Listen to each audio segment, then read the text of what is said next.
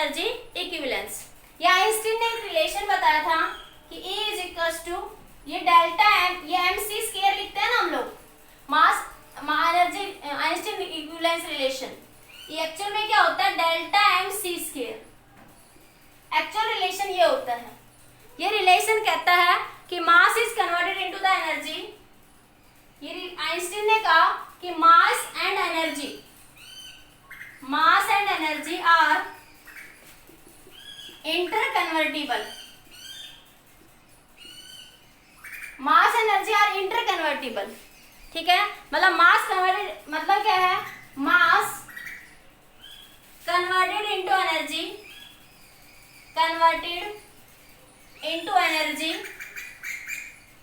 और energy converted into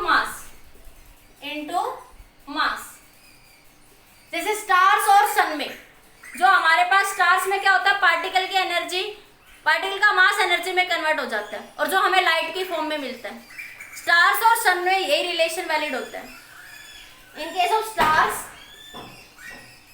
और सन में जो एनर्जी की फॉर्मेशन होती है वो यहीं से रिलेटेड है। सोलर एनर्जी जो फॉर्मेशन बनती है कि पार्टिकल की मास किस में कन्वर्ट हो जाता है, एनर्जी, और वो एनर्जी हमें लाइट की फॉर्म में अर्थ पे मिलती है, ठीक है।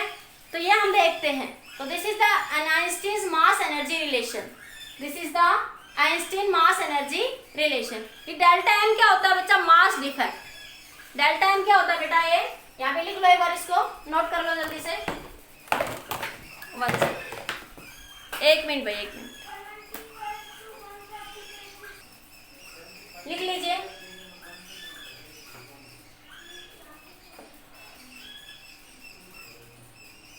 अब देखिए इसमें आगे, अब मैं इस डेल्टा एम के बारे में थोड़ा बता देती हूँ। ये डेल्टा एम क्या होता है बच्चों, डेल्टा एम क्या होता है, mass defect,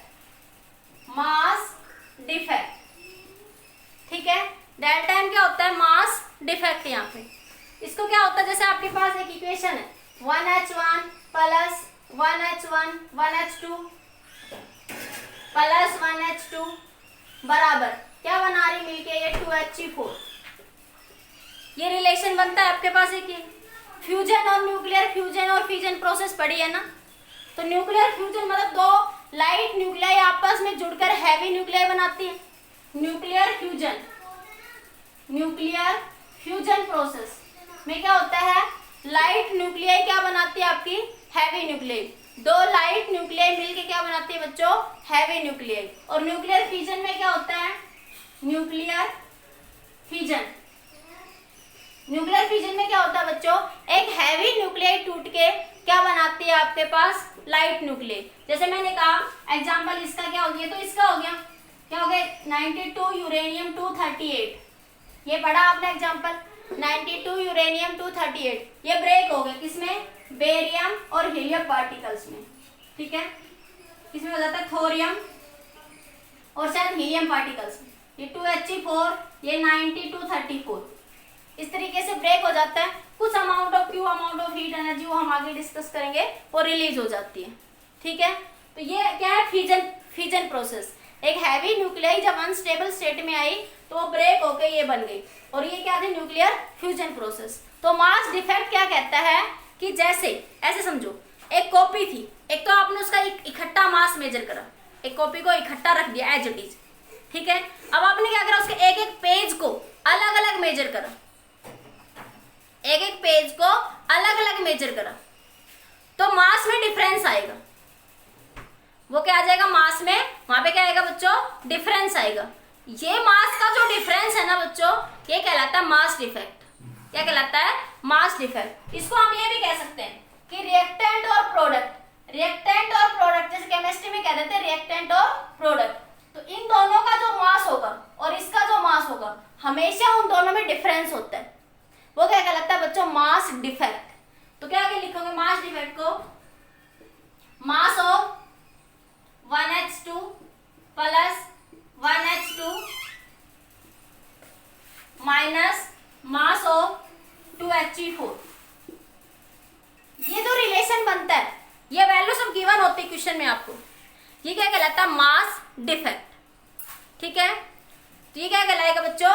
mass defect. The difference of mass, जैसे आप न्यूक्लियस के हिसाब से कहें तो न्यूक्लियस में क्या होते हैं बच्चे? प्रोटॉन और न्यूट्रॉन, और इलेक्ट्रॉन इसके चारों तरफ मूव करते हैं। तो सिर्फ न्यूक्लियस की बात करिए, एटम हो गया। इलेक्ट्रॉन की बात कर ली तो एटम की बात कर रहे, सिर्फ न्यूक्लियस की बात करें तो मास of the nucleons, mass of the individual nucleons is different from the mass of the combined nucleus.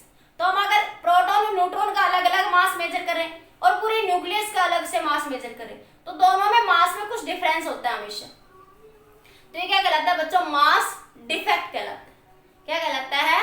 Mass defect कहलाता है। इस प्रोसेस के कुछ और भी एग्जांपल होते हैं, जैसे एनिलेशन प्रोसेस, एनिलेशन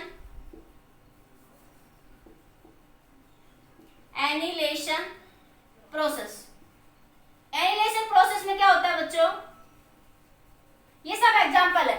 इसमें क्या होता है कि एक इलेक्ट्रॉन और एक पॉजिट्रॉन मिलके दो गामा पार्टिकल बनाते हैं। ये एलिमेंट्री पार्टिकल होते हैं। एक इलेक्ट्रॉन और एक पॉजिट्रॉन, जब इलेक्ट्रॉन पे पॉजिटिव चार्ज होता है उसे बोलते हैं बच्चों पॉजिट्रॉन। और एक गामा, जो गामा रेडिएशन होती है इलेक्ट्रोमैग्नेटिक वेव, ये गामा फोटोन पार्टिकल, ये भी ये फोटोन पार्टिकल आपका। ठीक है, एक होता है पेयर प्रोडक्शन रिएक्शन, ये बुक्स में दे रखी है इसलिए मैंने बता दिया, pair production.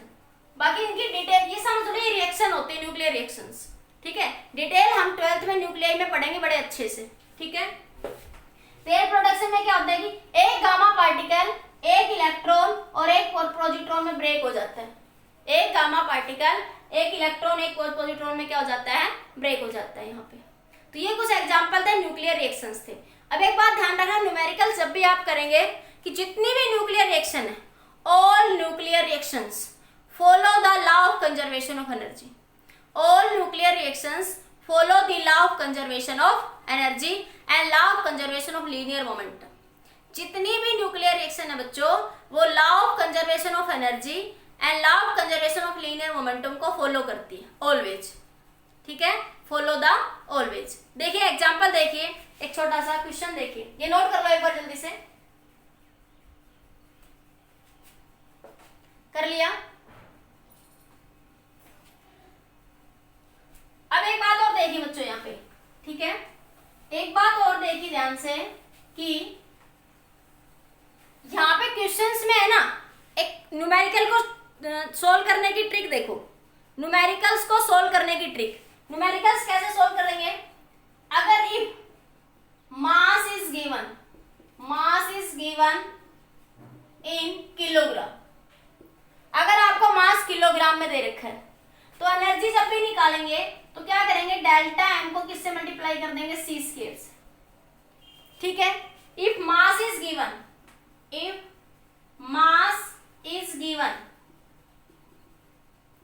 In atomic mass unit AMU।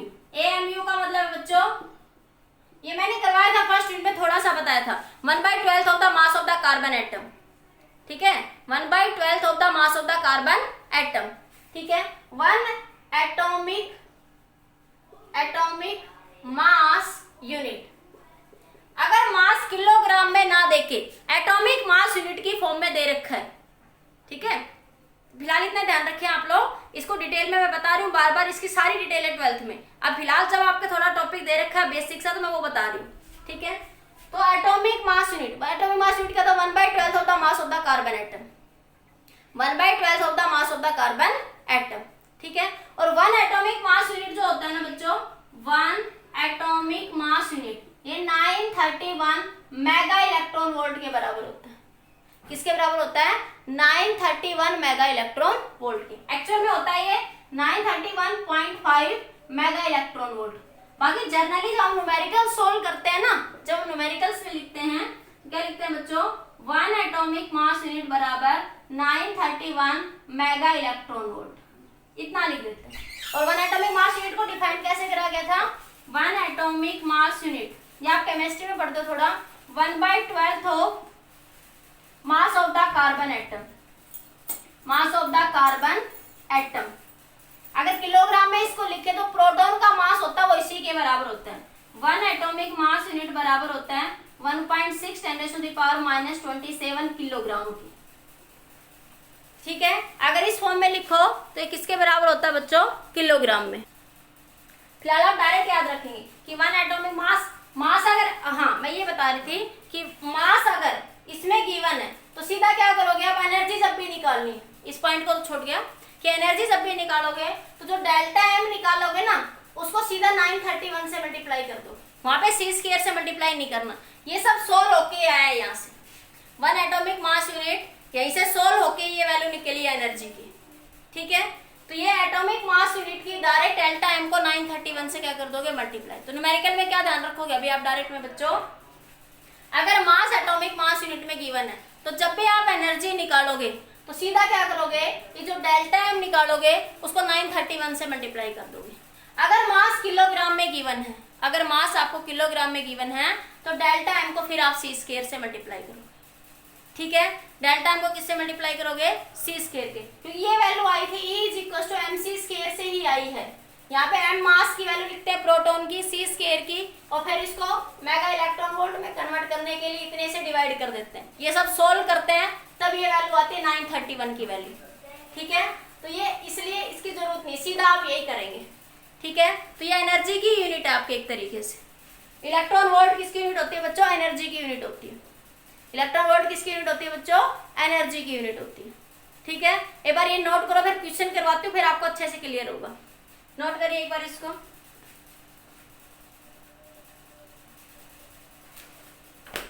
जैसे फर्स्ट क्वेश्चन देखिए बच्चों, नोट कर लिया, हो गया। और फर्स्ट क्वेश्चन देखो बेटा, फर्स्ट क्वेश्चन देखो, फिर आपको क्लियर हो जाएगा अच्छे से।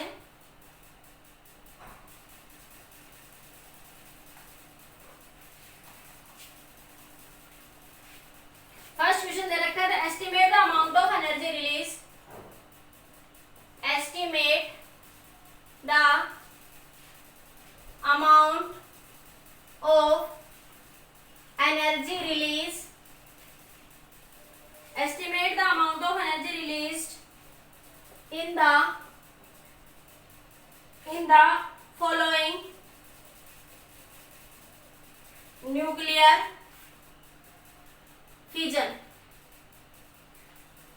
ये रिलेशन दे रखा है 1H2 प्लस 1H2 बराबर 2He4, 2He4। ठीक है, प्लस नहीं ये दे रखा है इसने भैया 2 3 प्लस एक न्यूट्रॉन निकल गया बाहर, ये इसने ये प्रोसेस करवाई है। प्लस में एक क्या निकल गया, न्यूट्रॉन। ये क्या बच्चों, न्यूट्रॉन। ठीक है, गिवन मास ऑफ 1H2 कितना है, 2.0141 एटॉमिक मास यूनिट। ठीक है, 3.0160 एटॉमिक मास यूनिट,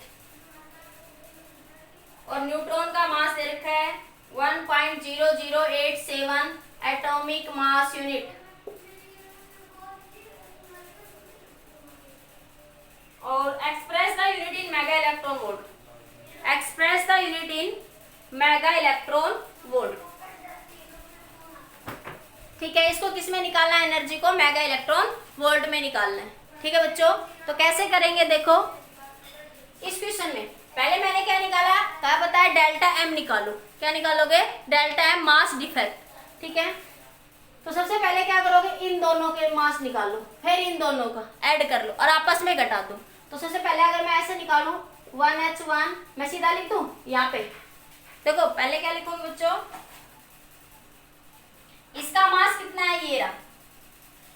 ठीक है, ये क्या लिखोगे, 2.0141 प्लस 2.0141, ये दो बार है ना, एज इट इज मास रहेगा। ठीक है, बोलो बात समझ आई या नहीं आई, आपके पास क्लियर हो गया ये आपके पास इतना। अब आपके पास माइनस इन दोनों का मास, इसका और इसका, इसका मास कितना है 3.0160 माइनस 1.0087, 1.0087। ठीक है, इनको घटा दो आपस में। जब आप इनको घटाओगे, सोल्व करोगे तो ये वैल्यू आएगी 0.00 0.0035 एटॉमिक मास यूनिट। बेटा कैलकुलेशन में कोई मिस्टेक हो जाए कोई भाई माफ करना, ठीक है। ये वैल्यू आ जाएगी आपके पास, ये आ जाएगी डेल्टा एम की वैल्यू। ये बच्चों किसकी वैल्यू आ जाएगी? डेल्टा एम की। डेल्टा एम समझ आया कि इंडिविजुअल न्यूक्लियाई में से इनको घटा दिया, रिएक्टेंट में से प्रोडक्ट को घटा दिया, ठीक है। तो ये वैल्यू आ जाएगी आपके पास यहाँ से, ठीक है। तो आपके पास डेल्टा एम एनर्जी पूछी उसने, तो ई की वैल्यू क्या हो जाएगी? डेल्टा एम को मास किस में दे रखा है? एटॉमिक मास यूनिट में। तो सीधा क्या बताया मैंने? 931 से मल्टीप्लाई कर दो। क्या कर दोगे? 931 से मल्टीप्लाई कर दो, ठीक है। आप सोल्व करना चाहो तो सोल्व करके देख लेना, या फिर आप ऐसे करो सीधा कि आपके पास 1 एटॉमिक, लॉन्ग मेथड बता देती है, शॉर्ट मेथड था। लॉन्ग मेथड करोगे तो 1 एटॉमिक मास यूनिट होता है 1.6 × 10⁻⁻27 किलोग्राम, ठीक है। तो ये बन जाएगा डेल्टा एम किलोग्राम में बन जाएगा, फिर उसको सी स्क्वायर से मल्टीप्लाई कर दो। देखो लॉन्ग मेथड क्या बना? ये डेल्टा एम जो आया ना बच्चों, ये डेल्टा एम आया 0.0035। उसने क्वेश्चन में दिया है कि 1 एटॉमिक मास यूनिट कितने के बराबर होता है? 1.6 × 10⁻⁻27 किलोग्राम। इसको 1.67 10⁻⁻27 किलोग्राम से मल्टीप्लाई करो, तो ये मास किस में आ जाएगा? किलोग्राम में, ठीक है।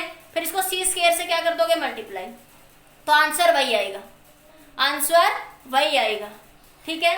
फिर या फिर सीधा ही क्या कर दो, इसको 931 से मल्टीप्लाई कर दो, तो ये एनर्जी मेगा इलेक्ट्रॉन वोल्ट में आ जाएगी।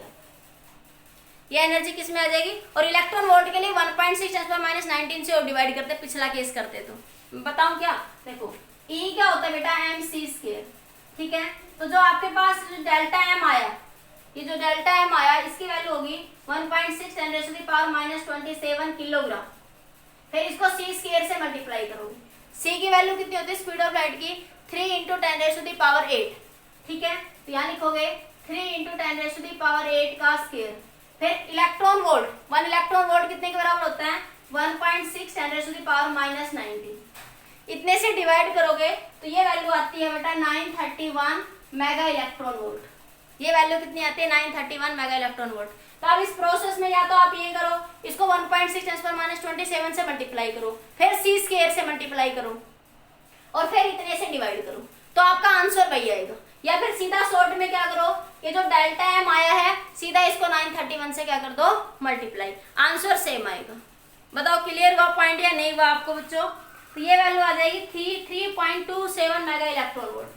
3.27 मेगा इलेक्ट्रॉन वोल्ट वैल्यू आ जाएगी, ठीक है। कैलकुलेशन आप कर लेना। बताओ ये क्लियर हुआ या नहीं हुआ? बताइए बच्चों, समझ आया कंसेप्ट या फिर से बताऊं एक बार? ठीक है, नोट करिए, नोट करिए। एक और करवा देते हो ऐसा ही क्वेश्चन सेम, इसको नोट करो, फिर एक क्वेश्चन और लिखो सेम। इसको नोट करो बच्चों। ओके ओके, ठीक है, नोट कर लिया। नेक्स्ट क्वेश्चन देखो, नेक्स्ट क्वेश्चन देखिए।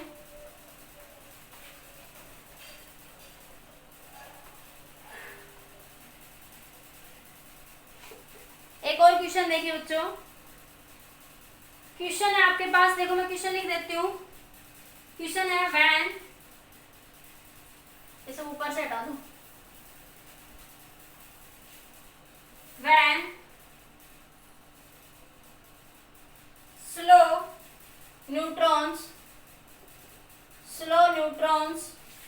are incident on a target containing uranium 92 235, a possible fission reaction is क्या है? 92 यूरेनियम 235 प्लस 01 बराबर बेरियम प्लस क्रिप्टोन प्लस ये क्रिप्टोन का है 36 92 56 131 141, ठीक है बच्चों। Estimate estimate the amount of energy released using following data 9 uranium 92 235 का मास दे रखा है, मास ऑफ, इसका मास दे रखा है 235.04 एटॉमिक मास यूनिट। न्यूट्रॉन का मास दे रखा है 1.0087 एटॉमिक मास यूनिट। बेरियम का मास दे रखा है 140.91 एटॉमिक मास यूनिट। ठीक है। क्रिप्टॉन का मास दे रखा है 3692, इसका मास है, मास ऑफ है ये सबका, मास ऑफ। ठीक है। इस सबका मास दे रखा है बच्चों 91.926। ठीक है। और कह रहा है 1 एटॉमिक मास यूनिट कितने के बराबर है, 9, इसने दे दिया क्वेश्चन में, बाकी ना भी दे आप याद रखो 931 मेगा इलेक्ट्रॉन वोल्ट। ठीक है। ये क्वेश्चन आपको गिवन है बच्चों। ठीक है। अब इस क्वेश्चन में आपको सबसे पहले क्या करोगे, ये मास लिख लो। सबसे पहले बच्चों क्या करोगे, इसके मास लिख लो। इसके मास में से, इन दोनों के मास में से इसका मास घटा दो तो क्या निकल जाएगा बच्चों, डेल्टा एम। तो डेल्टा एम निकाल लो, मैं सीधा लिख रही हूँ डेल्टा एम। इसका मास कितना है 235.04। ठीक है। न्यूट्रॉन का मास यहाँ पे कितना है 1.0087। फिर यहाँ माइनस, ये माइनस आएगा यहाँ पे क्या आ जाएगा बच्चों, ये माइनस, क्योंकि मुझे इसके मास में से इसका मास घटाना है, रिएक्टेंट में से प्रोडक्ट को सब्ट्रैक्ट करना है। अब ये मास कितना देखो, बेरियम का दे रखा है 140.91। फिर ये जगह नहीं है तो मैं यहाँ लिख रही हूँ, इधर माइनस में इधर लिख रही हूँ, जगह नहीं है यहाँ पे, जगह नहीं है तो इसलिए मैं यहाँ लिख रही हूँ माइनस। क्रिप्टॉन का है 91.926 माइनस, देखो ये 3 न्यूट्रॉन है बेटा, यहाँ पे एक ही न्यूट्रॉन है ना, या 3 थे शायद, 3 न्यूट्रॉन थे शायद, ये 3 न्यूट्रॉन है बच्चों, ये 3 न्यूट्रॉन है। रिएक्शन में कितने न्यूट्रॉन है, ये 3। तो ये 1 न्यूट्रॉन का मास दे रखा है, ये कितने का दे रखा है, 1 का मास दे रखा है। तो इसको 3 से क्या करोगे, मल्टीप्लाई करोगे, तो क्या लिखोगे -3 × 1.0087। थोड़ी कैलकुलेशन लंबी है बट इजी है कंसेप्ट। कैलकुलेशन वो एडिशन और सब्ट्रैक्शन का ही कंसेप्ट लगाना है। तो ये वैल्यू बच्चों आप लोगों की आ जाएगी यहाँ से, डेल्टा एम की वैल्यू 0.1866 एटॉमिक मास यूनिट। ये इसको सोल्व करेंगे ना, इससे मल्टीप्लाई करेंगे फिर घटाएंगे, इन दोनों को ऐड करेंगे फिर इनको ऐड करके घटा देंगे। ठीक है। तो जो आपके पास ये वैल्यू आ जाएगी, ये डेल्टा एम आ गया। आपको क्या निकाला, एनर्जी। तो क्या सीधा क्या करोगे, 0.1866 को 931 से मल्टीप्लाई कर दो, 931 से क्या कर दोगे, मल्टीप्लाई। तो ये वैल्यू आ जाएगी 173.725 मेगा इलेक्ट्रॉन। कितनी आ जाएगी, 173.725 mega electron volt. That is your answer बच्चों। ठीक है। तो आप इस तरीके से कर लेंगे ऐसे क्वेश्चंस आपको।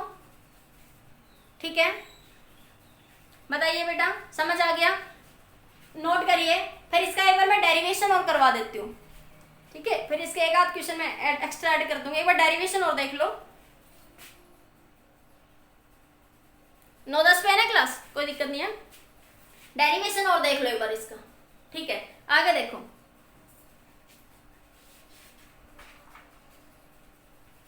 देखो इसका डेरिवेशन वैसे तो ऐसा जितना इंपॉर्टेंट नहीं है।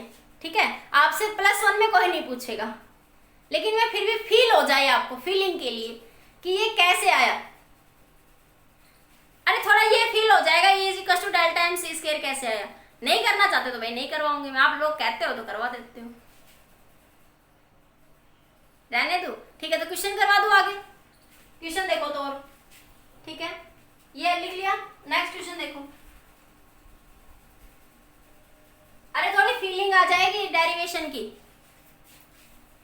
चलो जैसे आपकी मर्जी।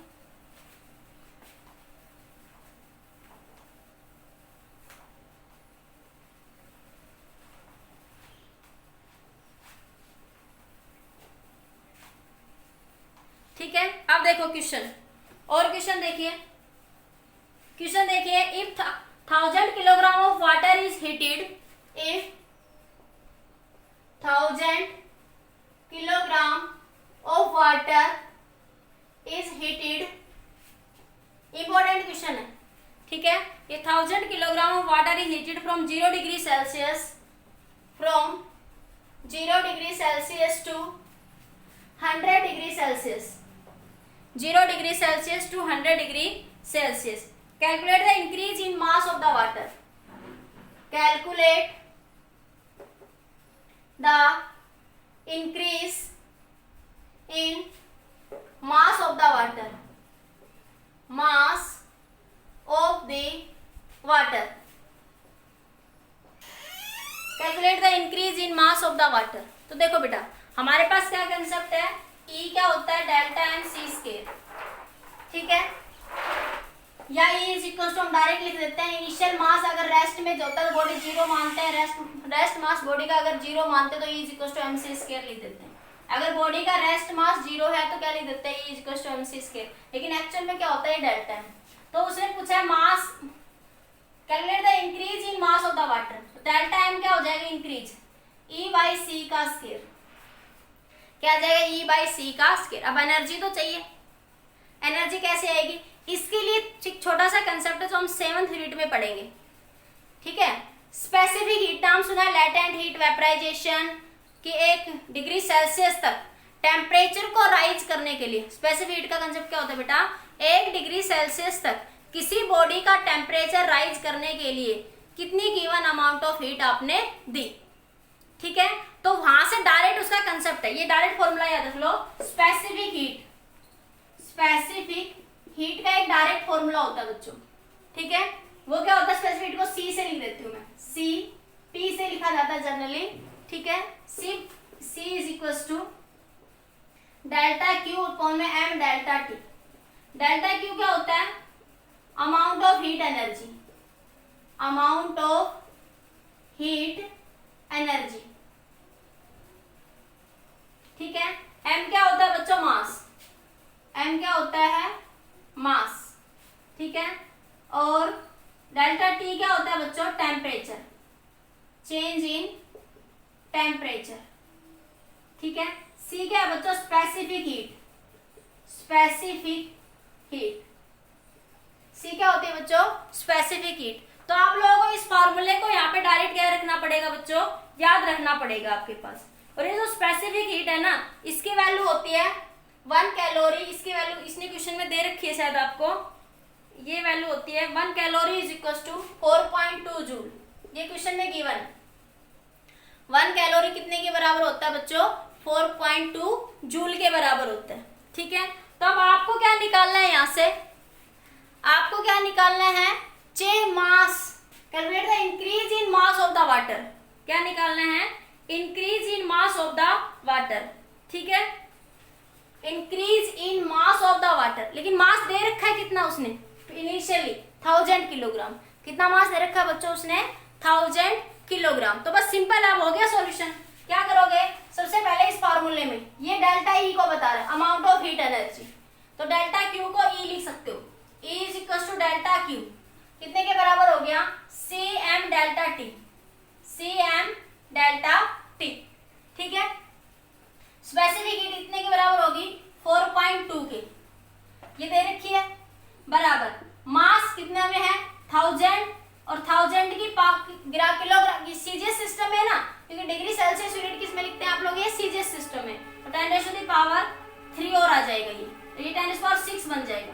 अरे 1000 किलोग्राम के ग्राम बनाओगे 10⁻6, 10⁻6, और टेम्परेचर कितना हो रहा है, 100 से 0 डिग्री सेल्सियस, तो 100 माइनस 0 कितना आ जाएगा बच्चों, ये 100 माइनस 0। इसको सोल्व कर लो अब यहाँ से, इसको क्या कर लोगे, सोल्व कर लोगे यहाँ से। तो जब आप इसको यहाँ से सोल्व करोगे तो ये वैल्यू आ जाएगी यहाँ से आपके पास, 1 मिनट भाई, छोटी सी मिस्टेक होगी यहाँ पे, ये 1 कैलोरी, इसको 4.2 यहाँ मत लिखो, ये 1 कैलोरी की पूरा सिस्टम मैंने सीजीएस में लिया है ये। तो 1 calorie, calorie CGS system of unit होती है, जूल एसआई सिस्टम की यूनिट होती है। तो पढ़ा ना एनर्जी की यूनिट जूल किस में होती है, एसआई में। तो ये 1 ही लिखोगे तो ये आ जाएगा 10⁸8, ठीक है। कैलोरी में आई ये वैल्यू, ये वैल्यू किस में आएगी, कैलोरी में, एनर्जी की, ठीक है। अब आप इसको किस में कन्वर्ट कर लोगे, ये एनर्जी की वैल्यू बच्चों किस में है, कैलोरी में। अब इसको जूल में कन्वर्ट करना है, तो 1 कैलोरी किसके बराबर है, 4.2 जूल के। तो 1 जूल कितने के बराबर हो जाएगा, जैसे मैंने बताया था ग्राम है, उसके किलोग्राम बनाने तो 1000 से डिवाइड करते हैं, छोटी यूनिट है, बड़ी बनानी है तो उसके रिलेशन से डिवाइड करते हैं। तो कैलोरी छोटी यूनिट है, आपको बड़ी यूनिट बनानी है तो क्या करोगे, इसको 10⁸8 को 4.2 से क्या कर दोगे, डिवाइड कर दोगे। 10⁻² को 4 क्या कर दोगे, इससे डिवाइड कर दोगे, ठीक है। एक मिनट भाई, नहीं नहीं नहीं नहीं, डिवाइड नहीं करेंगे, सॉरी सॉरी, ये कैलोरी है ना, हमें जूल बनाना है तो सीधा मल्टीप्लाई करेंगे, सॉरी भाई, यहाँ पे सीधा मल्टीप्लाई करेंगे तो ये बनेगा 10⁸8 कैलोरी। तो इसको क्या करेंगे भाई, ये थोड़ी मिस्टेक हो रही है, तो 10⁸8 इंटू 4.2, मेरा माइंड, ये 1 कैलोरी को 4.2 से मल्टीप्लाई करोगे, आंसर जूल में आ जाएगा। कितना आ जाएगा ये, 4.2 10⁸8 जूल आ जाएगा, 4.2 10⁸8 जूल। अब सीधा हो गया। अब क्या पूछा उसने, मास, क्या पूछा उसने आपसे, मास पूछा था, ये लिख लिया था ना सबने। अब उसने आपसे क्या पूछा था, मास, तो मास क्या बन जाएगा, ई कितना आया, 4.2 10⁸8, ठीक है। और ये सी स्केयर, सी की वैल्यू 3.3 इंटू 10⁸8 का स्केयर, तो ये डेल्टा एम आ जाएगा जब आप इसको यहाँ से सोल्व करोगे। जब आप इसको यहाँ से सोल्व करोगे तो ये डेल्टा एम आ जाएगा 0.466 10⁸8 किलोग्राम। फिर से देखो, फिर से समझाती हूँ। वो ये कहना चाह रहा है यहाँ से कि 1000 kilogram of water is heated, if 1000 kilogram of water is heated to 0 degree Celsius to 100 degree Celsius, ठीक है। Calculate the increase in mass, तो उसका मास कितना इंक्रीज हुआ। तो हमारे पास यहाँ पे एक कंसेप्ट यूज करेंगे स्पेसिफिक हीट का, कि आपके पास 1 gram amount of heat required to raise the temperature through 1 degree Celsius, amount of heat required to raise the temperature through the 1 degree Celsius. तो वहां पे यूज करते हैं स्पेसिफिक हीट का concept, delta Q M into delta T, ठीक है। तो delta Q निकाल लोगे यहाँ से आप लोग, सी एम डेल्टा टी, ठीक है। ये कैलोरी यूनिट सीजीएस में होती है, हम पहले एक बार सीजीएस में लिख के एसआई में बनाने के लिए सीधा मल्टीप्लाई कर देंगे, ठीक है। तो 1 कैलोरी, तो ये C specific heat 1 calorie CGS system में होता है, और 1 कैलोरी कितने के बराबर होता है बच्चों, ये रिलेशन याद रखो 4.2 जूल के, ठीक है। तो अब आपके पास मास को किलोग्राम में था, ग्राम में बना लेंगे, क्योंकि सीजीएस सिस्टम की बात करें, सारे को एक ही सिस्टम में लिखेंगे ना। और ये आपका 100, टेम्परेचर 100 माइनस 0 कितना बनेगा, 100। अब ये एक सीजीएस सिस्टम में आ गया। एसआई में बनाने के लिए कि 1 कैलोरी का फॉर्मूला होता है 4.2 जूल, इसको 4.2 से क्या कर दोगे बच्चों, मल्टीप्लाई, तो ये वैल्यू आ जाएगी एनर्जी की, किसमें, एसआई सिस्टम में। एनर्जी की वैल्यू किसमें आ गई है, एसआई सिस्टम में, और ये एनर्जी की वैल्यू किसमें है, सीजीएस सिस्टम में, ठीक है। ये वैल्यू किसमें बच्चों, सीजीएस सिस्टम में। 1 सेकेंड, तो ये बन जाएगा यहाँ से डेल्टा एम, इसको सी स्क्वायर से क्या कर दो, डिवाइड कर दो। डेल्टा एम ये फॉर्मूला था यहाँ से, तो एनर्जी ये आ गई, सी स्क्वायर से डिवाइड कर दो, तो ये वैल्यू किसकी आ जाएगी, increase in mass of the water, increase in mass of the water, ठीक है। ठीक है बच्चों, समझ आ गया ये सारा, ये सभी को। नेक्स्ट क्वेश्चन देखो एक बार इसका, इसको हटा दो बेटा, हटा दूं। देखिए बच्चों next question, how much mass is converted into energy per day in Tarapur nuclear power plant, ठीक है, ऑपरेटेड 10⁻7 किलोवाट, इतने पे क्या कर रहा है बच्चा, उसको ऑपरेट किया जा रहा है आपके पास, ठीक है। तो ये यहाँ से वैल्यू क्या करेंगे इसकी, फाइंड आउट। पावर दे दी, पावर कितनी दे दी बच्चों, 10⁻7 किलोवाट।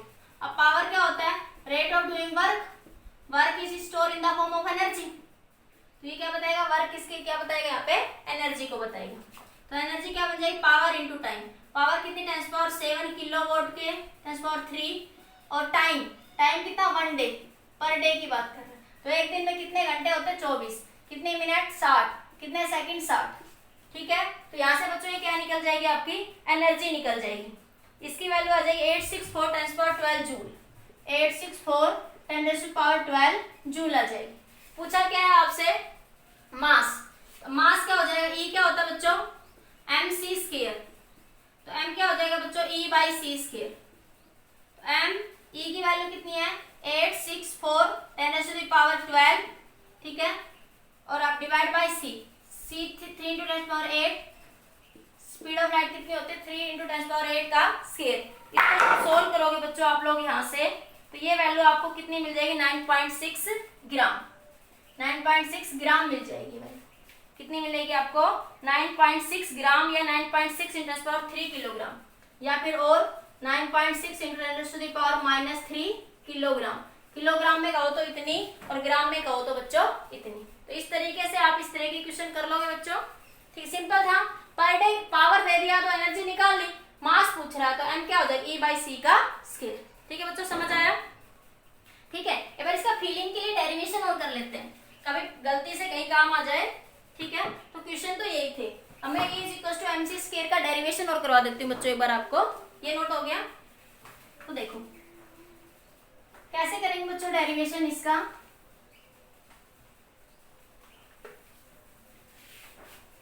डेरिवेशन देखिए बच्चों, ठीक है, देखो आप लोगों ने आइंस्टीन मास रिलेशन पढ़ा होगा, m=m0 1 - v²/c² का under root. Energy mass equivalence Einstein relation पढ़ा है बच्चों सभी ने। ठीक है, तो यहाँ से क्या करोगे, इसका स्क्वायर कर दो, m² बराबर m0 का स्क्वायर 1 - v²/c²। एलसीएम ले लो, m² m0 का स्क्वायर c² - v² c² ऊपर चला जाएगा, इधर मल्टीप्लाई करो, तो m² c² - m² v² m0 का स्क्वायर c² बच्चों। ठीक है, अब क्या करोगे बच्चों, इसका डिफरेंशिएशन कर दो विद रिस्पेक्ट टू वेलोसिटी, क्योंकि वेलोसिटी क्या होगी, टाइम के साथ चेंज होगी। ये रिलेशन क्या कहता है कि velocity converted into the mass and mass converted into velocity. ये रिलेशन कहता है जैसे जैसे वेलोसिटी इंक्रीज होगी तो बॉडी का मास क्या होता है, इंक्रीज होता है। जैसे जैसे बॉडी की स्पीड इंक्रीज होगी, वेलोसिटी स्पीड, जैसे जैसे स्पीड इंक्रीज होगी वैसे वैसे बॉडी का मास क्या होता है, इंक्रीज। ठीक है, हम भी जब दौड़ते हैं तो हमारी बॉडी का मास इंक्रीज हो जाता है, लेकिन हमारी स्पीड ज्यादा नहीं होती ना, स्पीड ऑफ लाइट तो बहुत ज्यादा होती है 3 × 10⁸, इसलिए हम उसको फील कम कर पाते हैं बच्चों। ठीक है, तो ये रिलेशन कहता है जैसे जैसे स्पीड इंक्रीज होगी तो बॉडी का मास क्या होगा, इंक्रीज। और m0 क्या होता है, रेस्ट मास, रेस्ट मास। ठीक है, ये चेंज नहीं होता कभी भी, जैसे हमारी बॉडी का रेस्ट मास कभी भी चेंज नहीं होता। तो अब आप किस क्या करोगे, इसको सोल्व करने के लिए इसको डिफरेंशिएशन कर दो विद रिस्पेक्ट टू v, क्योंकि v जो है मास स्पीड के साथ, स्पीड जो है स्पीड के साथ मास क्या हो रहा है, इंक्रीज हो रहा है। v क्या वेरिएबल है, v क्या बच्चों वेरिएबल, तो क्या करेंगे, इस मास भी वेरिएबल है, ये v भी वेरिएबल है, और ये बेटा m मास भी क्या है, वेरिएबल, लेकिन m0 क्या है बच्चों, कांस्टेंट। m0 क्या है बच्चों, कांस्टेंट है। ठीक है, तो देखो इसका डिफरेंशिएशन कर दो, c तो कांस्टेंट है, c स्पीड ऑफ लाइट है, ये भी क्या है बच्चों, कांस्टेंट है। इसका डिफरेंशिएशन करेंगे 2m dm/dv। ठीक है, c² as it is minus, इसका करेंगे 2m dm/dv।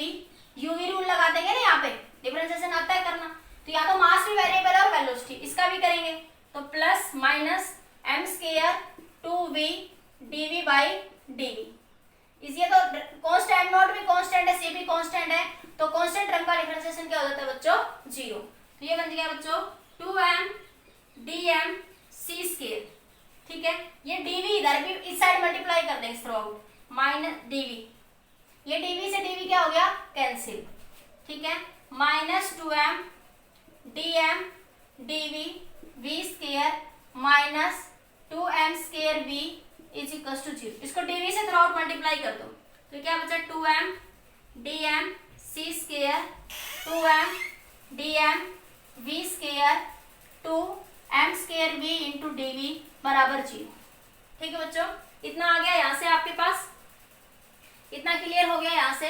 अब इसको थोड़ा देखो 2m सब में है, 2m इसमें भी है, 2m इसमें भी है, 2m इसमें भी है। 2m को कॉमन ले लो यहाँ से, 2m को क्या ले लोगे बच्चों, कॉमन ले लो। तो 2m आ गया आपके पास कॉमन। तो ये कितना बचा यहाँ से, c²